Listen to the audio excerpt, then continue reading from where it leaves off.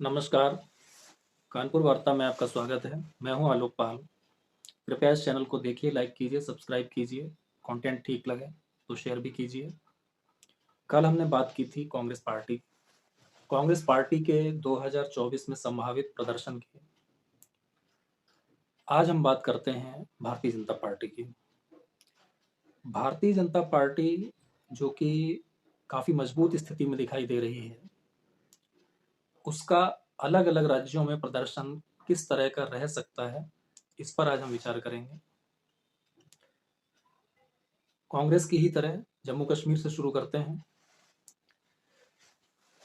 जम्मू कश्मीर जैसा कल बताया था कि 5 सीटें हैं वहाँ पर, जिसमें से 2 सीट कश्मीर संभाग में, 2 सीट जम्मू संभाग में और 1 सीट कॉमन है और 1 सीट लद्दाख में चली गई है। तो जो 5 सीटें हैं, उसमें से जम्मू संभाग की दोनों सीटों पर बीजेपी की जीत लगभग पक्की है। जो कश्मीर संभाग में आने वाली सीटें हैं, जिसमें से 1 सीट दोनों में कॉमन है, उस पर भी संभावना हो सकती है कि बीजेपी चुनाव जीत ले। बाकी 2 पर चूंकि पूरी तरह से वह मुस्लिम डोमिनेटेड एरिया है और मुझे लगता है कि कम से कम लोकसभा या विधानसभा जैसे बड़े क्षेत्र में एक मुस्लिम डोमिनेटेड एरिया, जिसमें कि पॉपुलेशन उनकी 80-90%, 95% हो, तो वहाँ पर बीजेपी का चुनाव जीतना बड़ा कठिन है। तो उसमें संभावना काफ़ी कम है। एक जो सीट बचती है लद्दाख की, मतलब जो पुराना जम्मू कश्मीर था, तो उसमें एक लद्दाख की, तो सब मिला करके आप मान के चल सकते हैं कि 2 से लेकर के 4 सीट जम्मू कश्मीर और लद्दाख को मिला करके बीजेपी के हिस्से में आ सकती हैं। इसके बाद हिमाचल प्रदेश। हिमाचल प्रदेश में मिनिमम 3 और मैक्सिमम 4 उम्मीद सभी 4 सीटें जीतने की है, लेकिन 3 तो हर हाल में जीतेगी ही जीतेगी। पंजाब में जैसा कल मैंने कहा था कि अगर कांग्रेस और आम आदमी पार्टी मिलकर चुनाव लड़ते तो शायद बीजेपी को एक भी सीट नहीं आती, अकाली को भी कोई सीट नहीं आती। लेकिन वर्तमान जो परिस्थितियां हैं, अगर कांग्रेस और आम आदमी पार्टी अलग अलग चुनाव लड़ते हैं तो हो सकता है कि बीजेपी को एक भी सीट ना मिले, लेकिन 3 से 4 सीट भी मिलने की संभावना, तो मैं 3 लेकर के चलता हूँ मैक्सिमम। तो 0 से 3 सीट ये बीजेपी के हिस्से पंजाब में आ सकती है। हरियाणा हरियाणा की स्थिति तो मुझे लगता है लोकसभा में पिछले चुनाव जैसी ही रहने वाली है, 10 की 10 सीट बीजेपी के हिस्से आने वाली है। लेकिन अगर कोई विशेष समीकरण बन गए, कांग्रेस और आम आदमी पार्टी के बीच में कुछ फ्रेंडली फाइट या कोई समझौता होकर के चुनाव लड़े, तो भी कम से कम 7 सीट बीजेपी की हरियाणा से आएगी। तो हरियाणा में 7 से 10 सीट के बीच में आने की संभावना है। उत्तराखंड में 5 की 5 सीट बीजेपी के हिस्से आने वाली हैं। एक आप माइनस करके चल सकते हैं कि हो सकता है कोई एक हार भी जाए, तो 5 में से 4 से लेकर 5 सीट उत्तराखंड में बीजेपी के हिस्से आ सकती है। चंडीगढ़ की सीट लगभग कन्फर्म है, अब हार जाए तो 0, तो 0 से 1। दिल्ली दिल्ली में पूरी संभावना इस बात की है कि बीजेपी सभी 7 सीटें जीतेगी। पिछले चुनाव में भी 7 सीट जीती थी और बड़े अच्छे मार्जिन से जीती थी, और इस बार भी उसकी पूरी संभावना है कि 7 की 7 सीट बीजेपी दिल्ली में जीतेगी। वही उत्तराखंड जैसा कि 1 सीट आप मान के चल सकते हैं कि बाई चांस कोई 1 सीट हार जाए, तो मिनिमम 6 मैक्सिमम 7। फिर आते हैं उत्तर प्रदेश में। उत्तर प्रदेश में जो वर्तमान परिस्थितियां बनी हुई हैं, उन परिस्थितियों में वर्स्ट कंडीशन में बीजेपी 68 सीट जीत सकती है। या अकेले बीजेपी की बात हो रही है, अलायंस की नहीं। 68 सीट बीजेपी के हिस्से में आ सकती है और मैक्सिमम की अगर बात की जाए तो यह संख्या 75-76 तक भी जा सकती है। ये जो बीजेपी का अलायंस होगा उसके ऊपर डिपेंड करेगा। तो मिनिमम 68, मैक्सिमम 76। बिहार, एक बार फिर बिहार में केवल बीजेपी की बात कर रहा हूँ। पिछली बार बीजेपी ने 17 सीटें जीती थी, 17 ही कॉन्टेस्ट की थी। इस बार जो समीकरण अभी बने हैं उसमें मुझको लगता है कि बीजेपी मिनिमम 25-26 सीटों पर चुनाव लड़ेगी और अगर 26 सीट तक पर बीजेपी चुनाव लड़ती है या उससे ज़्यादा पे चुनाव लड़ती है तो उस स्थिति में बिहार में बीजेपी मिनिमम 15 और मैक्सिमम 24, यानी 15 से लेकर 24 के बीच में कोई संख्या होगी जो बिहार में अकेले बीजेपी की सीटें होंगी। जो उसके सहयोगी दल होंगे उनसे इसमें कोई लेना देना नहीं, वो अलग है। आसाम, आसाम की स्थिति भी कमोबेश 19 वाली रहनी है।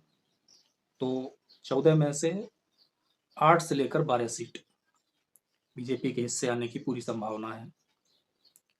नॉर्थ ईस्ट में चूंकि वहाँ पर बीजेपी के अलायंस कई सारे हैं और कुछ सीटें बीजेपी को चुनाव लड़ने के लिए ना भी मिलें, ऐसी भी स्थिति हो सकती है। तो नॉर्थ ईस्ट में 4 से 6 के बीच में सीटें बीजेपी को मिलनी चाहिए और अगर कुछ ज़्यादा सीटों पर लड़ती है तो संख्या 7-8 तक भी पहुंच सकती है। तो मिनिमम 4, मैक्सिमम 8। इसके बाद वेस्ट बंगाल में पिछली बार बीजेपी ने वेस्ट बंगाल में 18 लोकसभा सीटें जीती थी और चाहे जिस तरह की मीडिया में हवाबाजी हो, लेकिन लोकसभा चुनाव में बीजेपी को पिछली बार से ज़्यादा सपोर्ट इस बार मिलने वाला है। यद्यपि बीजेपी के अगेंस्ट ममता बनर्जी को भी पिछली बार से ज़्यादा सपोर्ट मिल सकता है। तो ऐसी स्थिति में अगर बीजेपी की कुछ सीटें घट भी जाती हैं तो शायद 1 या 2 घटेंगी, तो मिनिमम 16। और अगर वोट शेयर में बीजेपी ने थोड़ा अच्छा इजाफा कर लिया तो उस स्थिति में 24 तक सीट बीजेपी वहां पर जीत सकती है। तो पश्चिम बंगाल में 24 नहीं बल्कि 28 तक, तो पश्चिम बंगाल में 16 से लेकर 28 तक सीट बीजेपी के हिस्से आने की संभावना है। उड़ीसा, उड़ीसा एक इस तरह का राज्य है जहां पर प्रदेश की जो सरकार है उसके खिलाफ पिछले 25 साल में विरोधी दल एंटी इनकम्बेंसी खड़ी नहीं कर पाए, यानी कि नवीन पटनायक के अगेंस्ट में। लेकिन पिछले लोकसभा चुनाव में कांग्रेस तो लगभग खत्म हो गई थी, बीजेपी ने नवीन पटनायक की जो बीजू जनता दल है उसको बहुत कड़ी टक्कर दी थी। इस बार इस बात की संभावना ज़्यादा है कि वहाँ पर बीजेपी थोड़ी और मजबूत हो जाए। अगर ऐसा होता है तो उड़ीसा की 21 सीटों में से हो सकता है कि 11-12 सीटें तक बीजेपी जीत ले, मिनिमम 9 तो जीतेगी ही जीतेगी। तो फिलहाल मैं 9 से 11 के बीच में लेकर के चल रहा हूँ कि 9 या 11 मैक्सिमम। इसके बाद झारखंड, झारखंड में जिस तरह से कांग्रेस बहुत ज़्यादा सीटें मांग रही है, जेएमएम देने को तैयार नहीं है, आरजेडी का भी कुछ सीटों पर दावा होगा, चाहे वो एक सीट ही क्यों ना हो। इसके अलावा जो वहाँ पर कम्युनिस्ट पार्टियां हैं उनका भी कुछ सीटों पर दावा रहता है। तो इस खींचतान में इस बात की संभावना कम है कि इनके बीच में एक ठीक समझौता हो जाए जिससे कि ये एक सिंगल कैंडिडेट हर सीट पर दे पाए। और अगर ये हर सीट पर सिंगल कैंडिडेट नहीं दे पाते हैं तो झारखंड में बीजेपी 14 में से 12 तक सीटें जीत सकती है मिनिमम 8 तो जीतेगी ही जीतेगी। छत्तीसगढ़ एक बार फिर से पुरानी स्थिति आ सकती है, 9 से लेके 11 तक पूरी, मतलब बीजेपी क्लीन स्वीप भी कर सकती है छत्तीसगढ़ में। 9 सीट 10 सीट जीतने की तो उसकी पूरी संभावना है। तो मिनिमम 9 मैक्सिमम 11। छत्तीसगढ़ का भी लगभग वही हाल है जो झारखंड का है। फिर आप आइए मध्य प्रदेश में। तो मध्य प्रदेश में पिछली बार बीजेपी ने 28 सीटें जीती थी 29 में से। लोकसभा में लगभग वही स्थिति दिखाई दे रही है, बल्कि स्थिति उससे थोड़ी बेहतर दिखाई दे रही है, क्योंकि अधिकांश लोगों का मानना यह है कि कमलनाथ अगर चुनाव नहीं लड़ते हैं तो जो सीट नकुलनाथ ने जीती थी वह भी कांग्रेस हार सकती है। लेकिन हो सकता है कोई एक आध सीट गंवा भी दे, तो उस स्थिति में मध्य प्रदेश में 27 से लेकर के 29 तक सीटें बीजेपी के हिस्से आने की पूरी संभावना है। राजस्थान में फिर से एक बार क्लीन स्वीप होने जा रहा है, 25 की 25 सीट बीजेपी के हिस्से आ रही है। एक आप माइनस करके चल सकते हैं, कहीं कोई दुर्घटना घटित हो जाए उस हिसाब से। गुजरात सबको पता है कि 26 की 26 बीजेपी के हिस्से आनी है। महाराष्ट्र महाराष्ट्र में भी स्थिति वही है जो बिहार में है, कि जो बीजेपी के एलाइज हैं वो पिछले लोकसभा चुनाव जैसी स्थिति में नहीं है। पार्टियां टूट चुकी हैं, एक धड़ा बीजेपी के साथ में है और एक धड़ा कांग्रेस के साथ में है, शिवसेना और एनसीपी दोनों का। कहाँ कौन मजबूत हो जाता है, कहाँ कौन कमजोर हो जाता है, यह महाराष्ट्र के चुनाव पर बहुत ज्यादा फर्क डालेगा। महाराष्ट्र की 48 सीटों में से इस बात की संभावना बहुत ज्यादा है कि इस बार बीजेपी 32 से लेकर 36 तक सीटें लड़ सकती है। अगर ऐसा होता है तो महाराष्ट्र में बीजेपी के हिस्से में, केवल बीजेपी के हिस्से में 24 से लेकर 30 तक सीटें आने की पूरी संभावना है। 30 प्लस हो जाए तो कोई बड़ा चमत्कार वाली बात नहीं होगी, तो उसे आप संभावित मान के चल सकते हैं। मिनिमम 24 सीट तो बीजेपी को महाराष्ट्र से जीतनी ही है। इसके बाद गोवा 2 सीट है। गोवा में इस बात की संभावना काफी है कि एक सीट कांग्रेस के हिस्से चली जाए और एक सीट बीजेपी के। तो और अगर जैसा कल कहा था, अगर कांग्रेस का साथ न दिया किस्मत ने, तो हो सकता है दोनों सीटें बीजेपी के हिस्से आ जाएं। तो 1 से 2। कर्नाटक कर्नाटक में मुझे लगता है कि बीजेपी करीब करीब पिछले चुनाव जैसी स्थिति में फिर से जा सकती है और 25 से 26 तक सीटें लोकसभा में जीतने में कामयाब हो सकती है। लेकिन चूंकि पिछले साल वहाँ पर कांग्रेस ने बहुत मजबूत बहुमत के साथ सरकार बनाई है, तो कुछ संभावनाएं इस तरह की भी हैं कि हो सकता है कि कुछ 1-2 सीट उसकी गिर भी जाए। तो बीजेपी की सीटों की संख्या कर्नाटक में 17 से लेकर के 21 के बीच में हो सकती हैं। Minimum 17, maximum 21। तेलंगाना में 4 तो उसने पिछली बार जीती थी, इस बार उसकी सीट बढ़नी ही बढ़नी है। वो 1 से लेकर 4 तक कुछ भी हो सकती हैं। मतलब कि कुल संख्या जो है वह 5 से लेकर के 8 तक पहुंच सकती है। फिर भी मैं यहाँ 4 से ही गिनती शुरू करता हूँ कि मिनिमम 4 और मैक्सिमम 8।